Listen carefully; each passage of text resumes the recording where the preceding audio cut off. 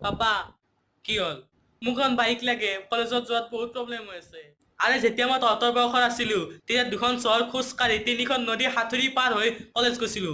আৰু তোৰ এইখিনি কলেজ যাওঁতে বাইক লাগে আৰে লাজ কৰ অলপ